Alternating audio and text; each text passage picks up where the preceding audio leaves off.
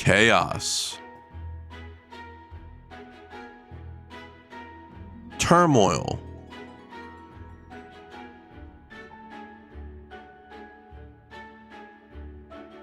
Overdue change.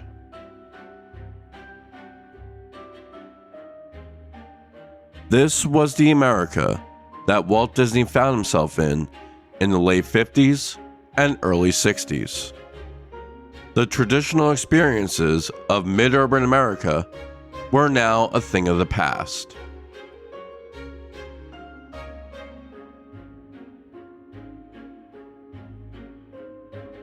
To welcome this new age of America and civil rights, Walt had a vision of a community which was happy, peaceful, and crime-free. A city which could be used as a model for this new age of American society. Sadly, Walt passed away without sharing his exact models and ideas of how the community would come to be, having only left behind a few sketches and general guidelines. Instead, Imagineers decided to construct a theme park which celebrated science,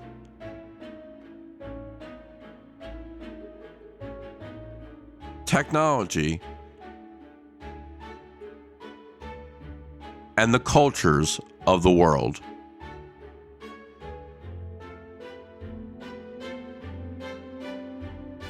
Let's celebrate the incredible history and present of the experimental prototype community of tomorrow, famously known as EPCOT.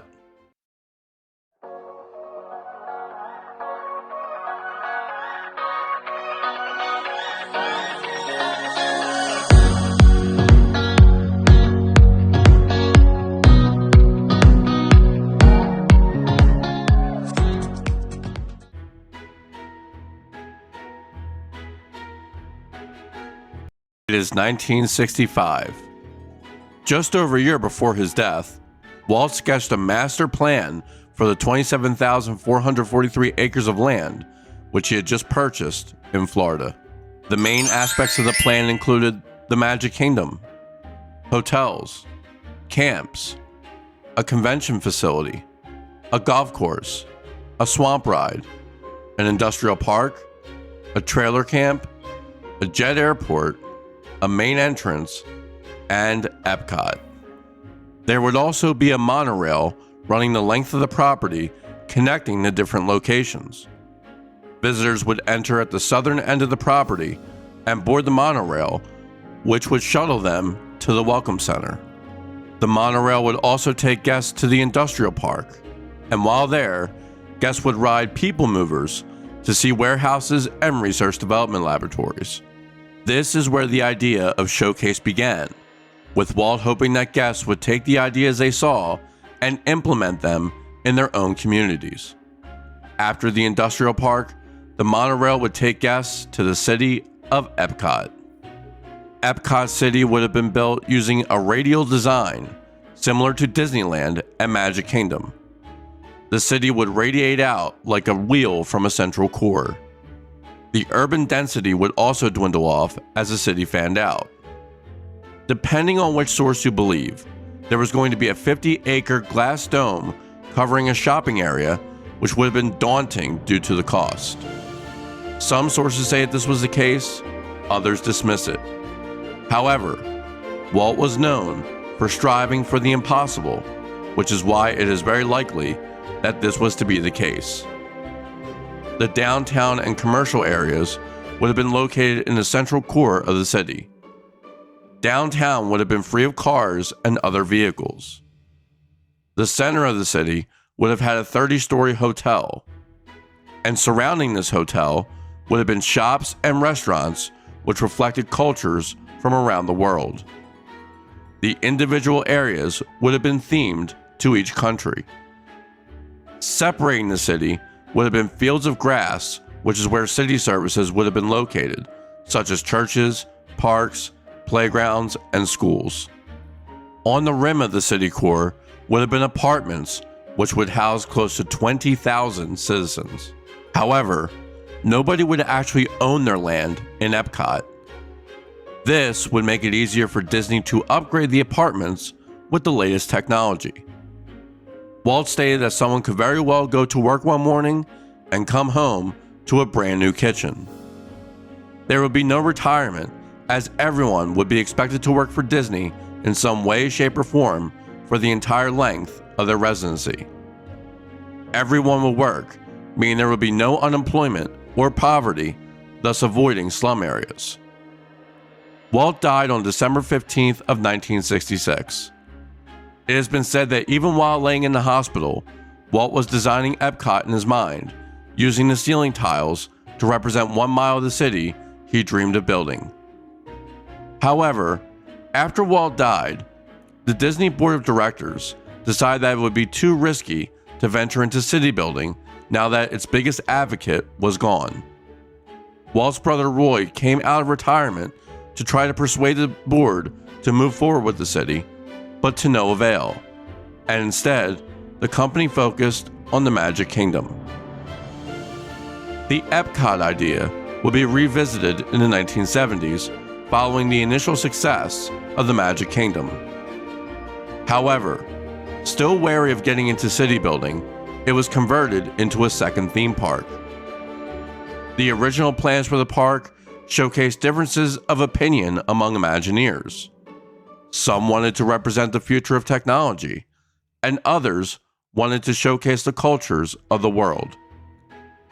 The two ideas were eventually combined, and the $1.4 billion construction project began, which, at the time, was the most expensive project in the world.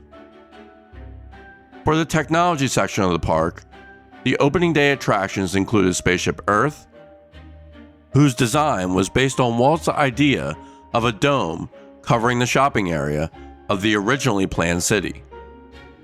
We will highlight specific rides later in this video, but I just wanted to highlight the fact that many ideas for EPCOT were taken from the originally planned city. Other opening attractions for the technology section included the World of Motion,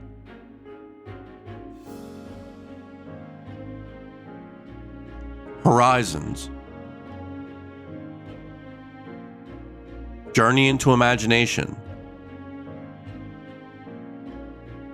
the Living Seas Pavilion, and the Land Pavilion. Of these, World of Motion would close in 1996 and be replaced by Test Track, and Journey into Imagination has been redone so many times that while it still does exist, it is virtually unrecognizable from the fan-favorite original version, which opened with the park. World Showcase was based on the original EPCOT city plans for the integrations of cultures from around the world. Originally, World Showcase was to include 30 countries. The plan for World Showcase was originally presented in 1975 at the Contemporary Resort to dignitaries from the originally planned countries. Disney was hopeful that these countries would help to shoulder some of the cost for the construction of each of the pavilions. Sadly, many of these countries decided not to provide funding, causing the number of pavilions to be reduced to 9, with Morocco and Norway being added later. Now, let's take a tour of EPCOT and World Showcase and highlight a few of the memorable attractions and experiences.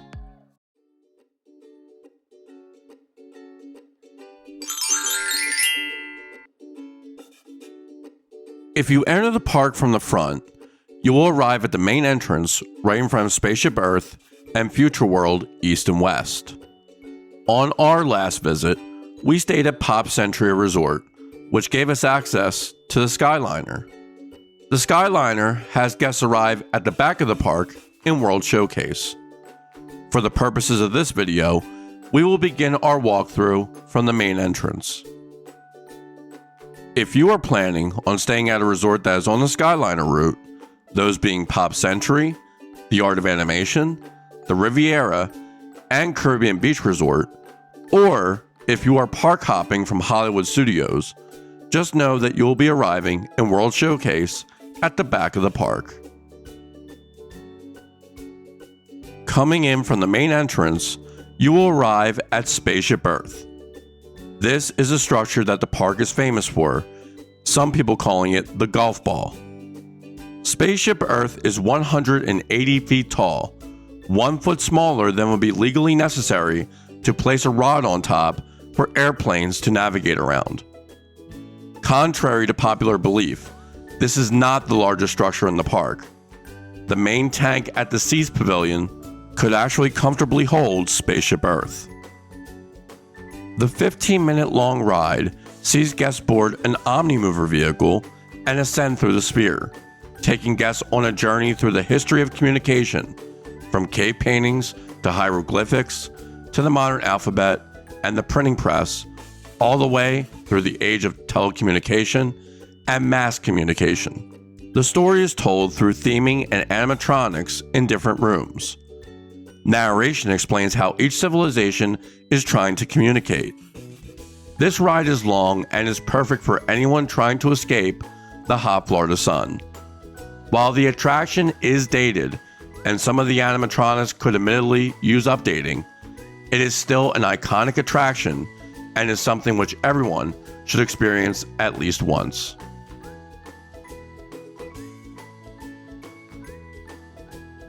Leaving Spaceship Earth, you will head towards the Living Seas Pavilion to the west and the future home of Guardians of the Galaxy to the east. We will begin by going west. The Seas Pavilion was formerly known as the Living Seas, but was rethemed to The Seas with Nemo and Friends in 2006. The pavilion consists of The Seas with Nemo and Friends, Sea Base, and Turtle Talk with Crush. In The Seas with Nemo and Friends, guests board a clammobile and venture in the sea to join Martin, Dory, and other characters from the movie series.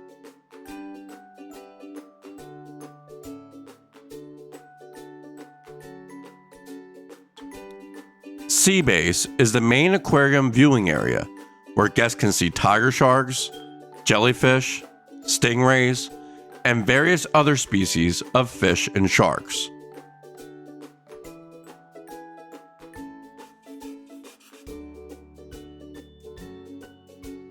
Turtle Talk with Crush is an interactive attraction where Crush the Turtle from the Finding Nemo series answers kids' questions about the seas. The pavilion is also home to the Coral Reef restaurant. I do plan to cover dining in future videos, but I ate here on my honeymoon, so I will talk a bit about it here. It is a great place to eat. I found the food to be excellent and the theming is very relaxing. One entire wall is full of windows showing the aquarium of the pavilion. Excellent views of the various fish and sharks that I mentioned earlier. I had the mahi-mahi and I thought it was absolutely delicious. I highly recommend this restaurant because it really does have everything a seafood fan would enjoy. Overall, I think The Seas with Nemo and Friends is enjoyable.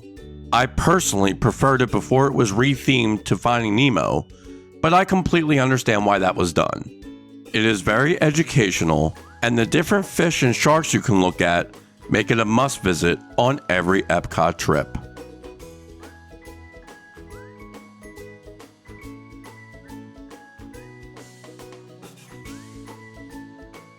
Continuing up from the seas, you will come to the Land Pavilion, which is dedicated to human interaction with the land, including agriculture and travel.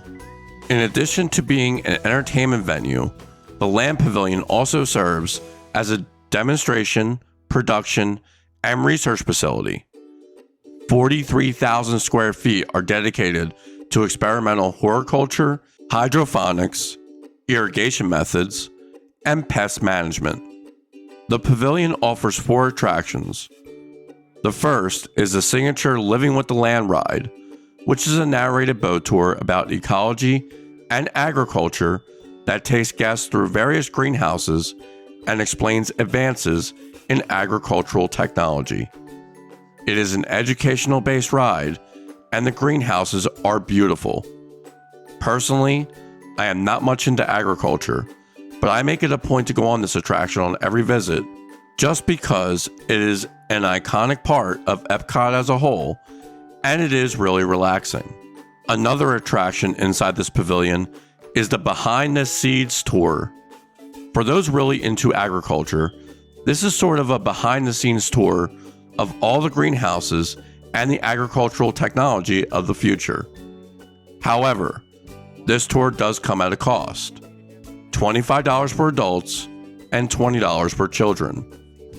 This is actually quite reasonable for Disney World, and you get to see how a lot of the food being grown in the greenhouses are used in some of your favorite meals you eat while in Disney World.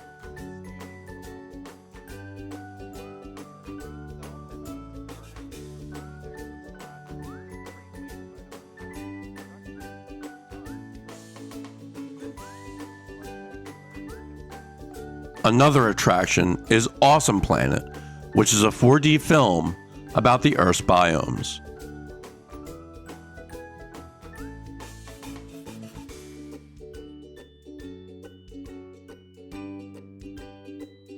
This now brings us to one of the best attractions in the entire park, Soarin' Around the World. Soarin' is a flight motion simulator. It utilizes a mechanical lift system designed as a hang glider, which takes guests up in the air and towards an 80-foot, 180-degree dome screen. To simulate a hang gliding flight, the ride features wind effects and sense of the different locations being shown on the screen. For example, you will be flying through an orange orchard and the smell of oranges will fill the air around you. You can also smell the rose blossoms while flying over the Taj Mahal, smell grass when flying over Africa, and smell the sea when flying over the South Pacific Ocean. This ride has been a huge hit since it first opened. It opened in 2005, originally as Soarin' over California, as it was originally an imported ride from Disney's California Adventure. But it was rethemed to Soarin' Around the World in 2016. The ride was innovative when it first came out, as it integrated all of your senses into a simulator. The technology would later be evolved into the Pandora Flight of Passage in Animal Kingdom, which has a similar concept, but with 3D integration as well. That being said, Soarin' is an absolute must-ride on every visit to EPCOT. It is worth the wait times, and you will not regret experiencing this attraction.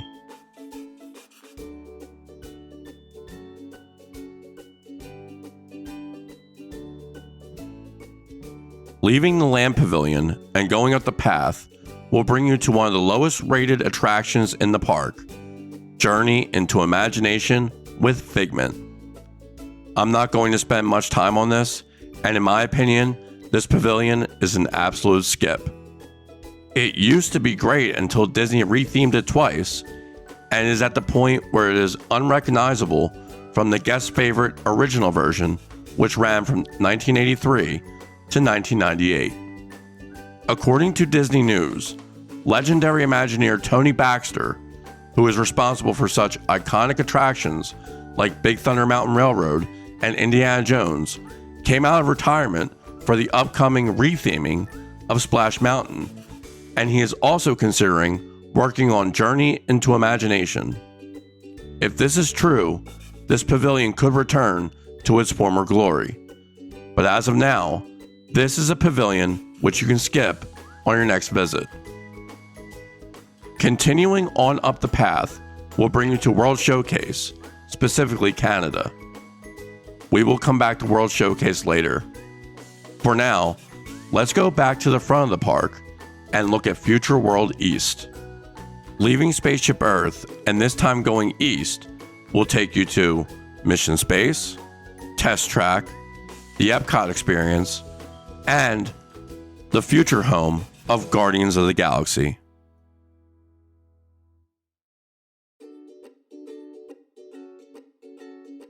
We will begin with Mission Space.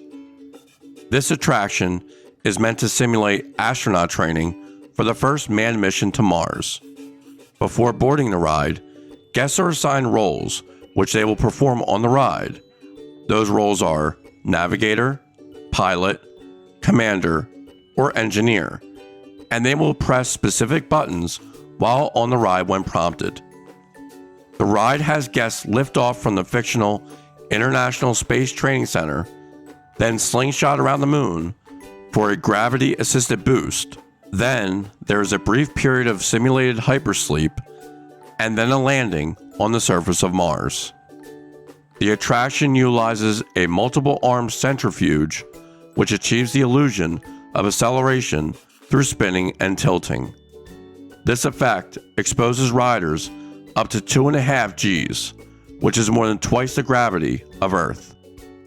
Fans are blowing on guests in order to avoid motion sickness, and motion sickness bags are within reach of guests during the entire attraction. If you are prone to motion sickness, you need to skip this ride. 2 people have been hospitalized from the experience due to nausea and chest pain, although both were 55 or older. Also, 2 people have died from this attraction, although both had pre-existing conditions. One was a 4-year-old boy with an undiagnosed heart condition, and the other was a 49-year-old woman who died of a stroke since she had high blood pressure. There is now a less intense version of the ride called the Green Team, where the centrifuge does not spin as much. When I was younger, I did go on the full-on experience, and I did really enjoy it a lot. On my last trip, I did not ride it, but I will say if you are healthy and not prone to motion sickness, this ride is an incredible one-of-a-kind experience, and I would highly recommend it to folks who are healthy enough to enjoy it. Inside the Mission Space Pavilion is also the newly opened Space 220 restaurant. I was very disappointed that it was not open when I visited last, as I had heard about this incredible dining experience and was hoping it would have been opened by the time I went. However, the pandemic delayed it. I will cover this experience in a future video and go over it in depth from reviews I find. For a quick synopsis, guests enter the restaurant by boarding a capsule which simulates going up into space, and once at the space station, all of the windows show images from the International Space Station, making guests feel as if they are dining in outer space.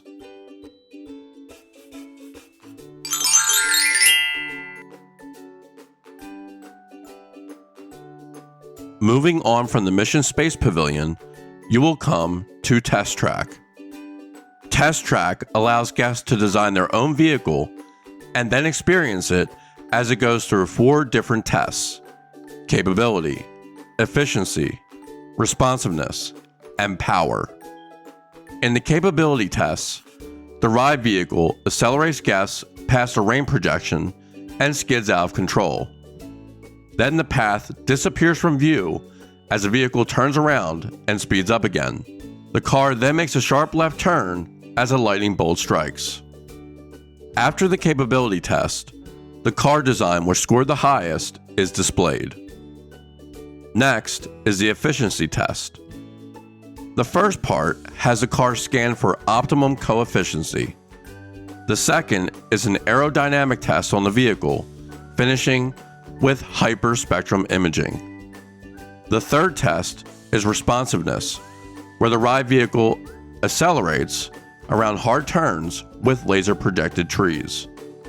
The car then enters a tunnel with a laser-projected 18-wheeler. When the vehicle exits the tunnel, the scores are displayed. Finally comes the main event, so to speak. The car accelerates through purple arches to a wall with the ride's logo on it. Then it goes onto the outside track, racing around at speeds of 65 miles per hour. This ride is exhilarating and is really beautiful if you go on it at night, racing around the track and seeing the lights of the park. The ride comes to a close with the vehicle coming back inside to a boarding station where the next guests board the ride. This is a must ride. As I said, if you can get on it at night, it really enhances the attraction.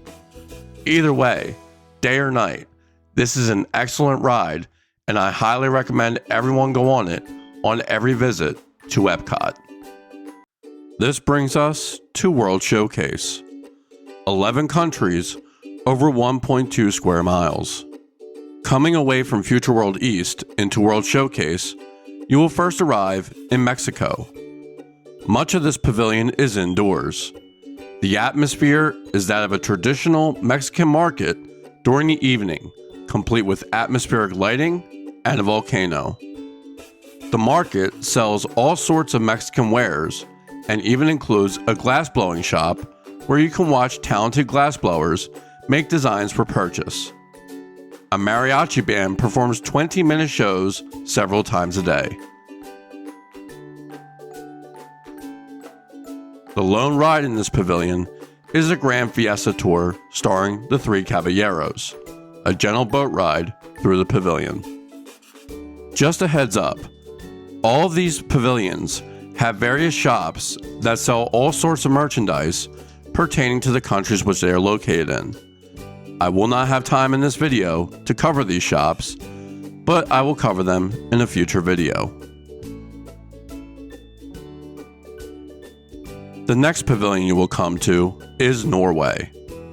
Norway is themed after a traditional Norwegian village, complete with turfed roof, a waterfall, and a 20th century stave church. The pavilion includes the Frozen After Ride, the Stave Church Gallery, which showcases traditional Viking artifacts, and the Viking gods Thor, Odin, Freyja, and Loki. The pavilion also hosts a character dining location at Princess Storybook Dining, which includes dining with various Disney princesses. After Norway comes the China Pavilion. This is one of the most detailed pavilions at World Showcase. The brightly colored Temple of Heaven is visually stunning.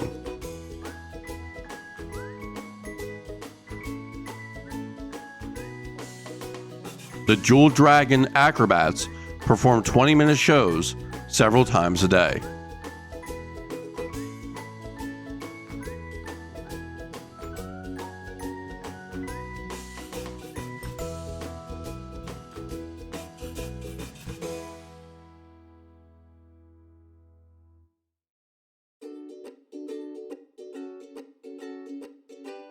Reflections of China is a 20-minute 360-degree film which showcases scenery of the country. Wondrous China is another 360-degree film which takes you on a different journey throughout the country. There are also two excellent dining locations, the Lotus Blossom Cafe and the Nine Dragons Restaurant, which serve traditional Chinese drinks and dishes. Finishing with China, guests will arrive at a medieval Bavarian village at the Germany Pavilion. The colorful cobbled courtyard is surrounded by shops and dining locations. The scenery and architecture is incredible, complete with a George and the Dragon statue, a clock tower, and a miniature Bavarian village originally designed for the 1995 Food and Wine Festival, but that has become a permanent fixture of the pavilion.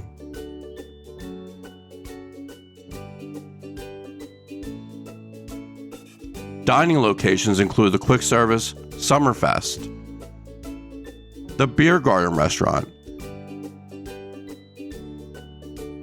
and the Werther's Caramel Kuche, which is filled with German chocolate and candies. Snow White also makes appearances in Germany. The next pavilion guests will come to is Italy. Venice, Florence, and Rome all play a part in the architecture throughout the pavilion.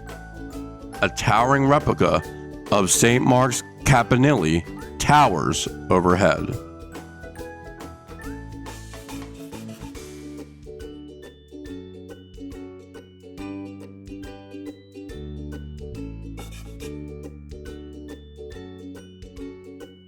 The pavilion also includes Enoteca Castello, a wine and spirits shop full of imported Italian drinks.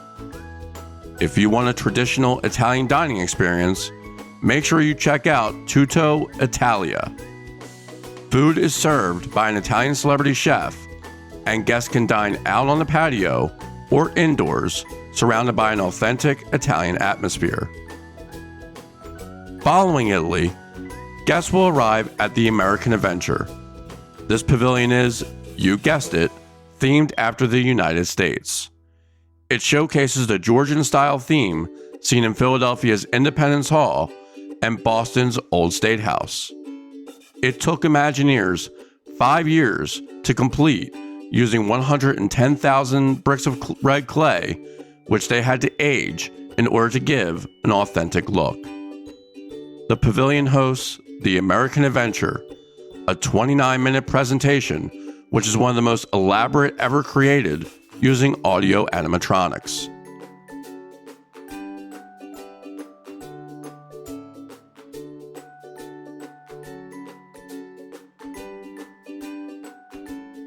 The pavilion also includes an a cappella group, a 30-minute tale of the American Adventure narrated by Benjamin Franklin and Mark Twain, and the American Heritage Gallery, which exhibits American art. After America, guests will venture into Japan. This pavilion is lavished with scenery and structures of this beautiful country. A notable structure is the 5-story Gojo Noto, which is a tower where each of the 5 stories represents sky, earth, fire, water, and wind. Japanese taiko drums entertain guests as visitors explore various traditional Japanese dining locations.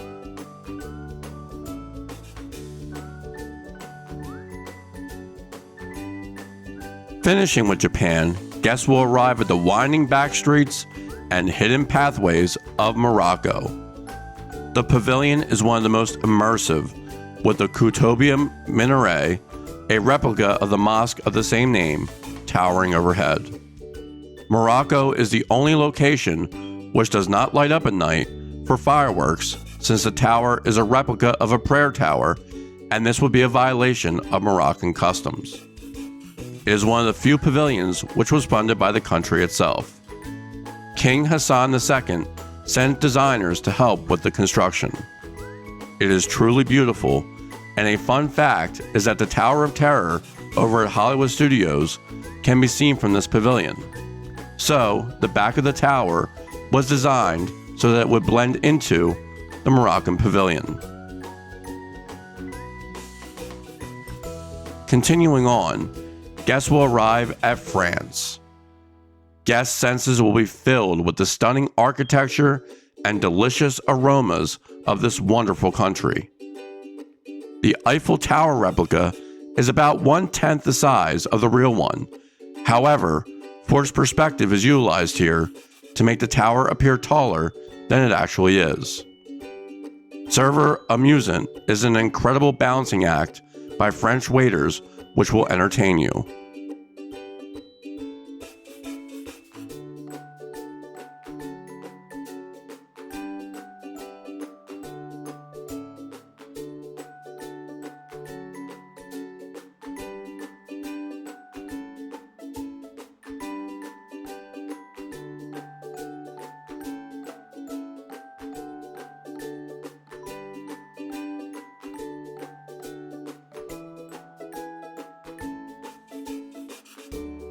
Impressions of France is an 18-minute film in 4K, highlighting the most popular vacation destination in all of Europe.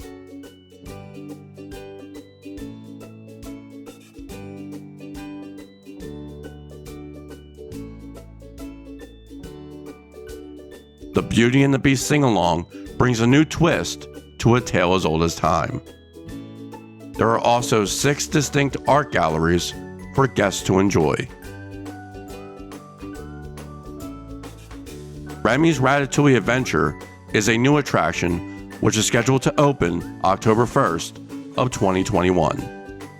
I will highlight this ride in a future video once I can do research and obtain reviews on it. Of course, what would a pavilion dedicated to this incredible country be without the world-famous French dining? Here, we have 5 choices, which with each location offering a variety of traditional French dishes. Monsieur Paul's is one worth briefly highlighting, as it is inspired by Chef Paul Bocuse, a chef who achieved 3 Michelin stars for 48 straight years at his famous restaurant in Lyon. However, this location does have a strict dress code. Khakis, slacks, collared shirts are required for men. Jeans or shorts are permitted if they are in good condition. For women, the dress code includes capri pants, skirts, dresses, or dress shorts. Now we come to the last 2 pavilions, a World Showcase. First, let's go back to the old country. The United Kingdom is decorated with cobblestone streets, a traditional pub, tea shop, red phone boxes, and fish and chips. Everything you need for that authentic United Kingdom experience. Take a seat in a replica of Hyde Park, or enjoy the architecture of traditional London terraced houses. Dine at the Rose and Crown for traditional British dishes, complete with live music from the Rose and Crown pub musician.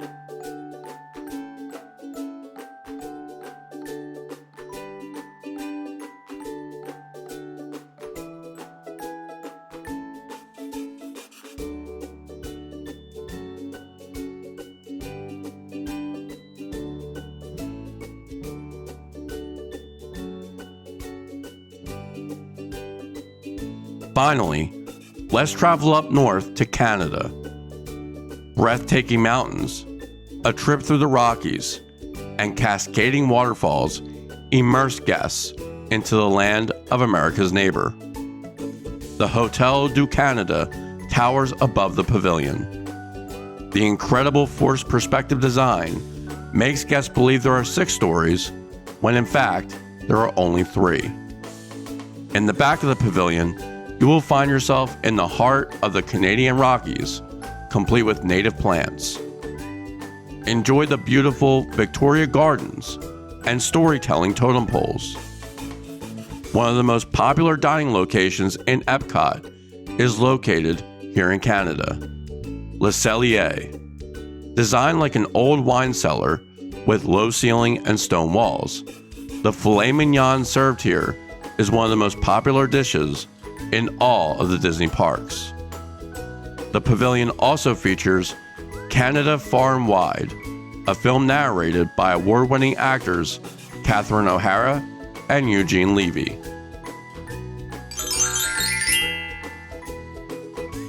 And that brings us to the end of EPCOT. One of the most iconic Disney parks, it is truly a unique experience. There is so much to do that this park is easily a 2-day experience. We tried to squeeze this entire park into 1 day, but honestly, my advice is to set aside 2 days for EPCOT on your next trip if you can. World Showcase can easily be an all-day adventure in and of itself. There are also festivals going on throughout the year, such as the Food and Wine Festival and the Flower and Garden Festival, each of which provide additional activities, food, and things to experience. While this is technically a learning-style educational theme park, it accomplishes this through fun experiences that never make it feel like what it is. A truly beautiful and unique park, and one which will give you hours of fun. With that said, please remember to like, comment, and subscribe. And if you enjoyed this video, I know you will enjoy my video on the Magic Kingdom linked here. Have a wonderful day or night, everyone, and we will see you next time.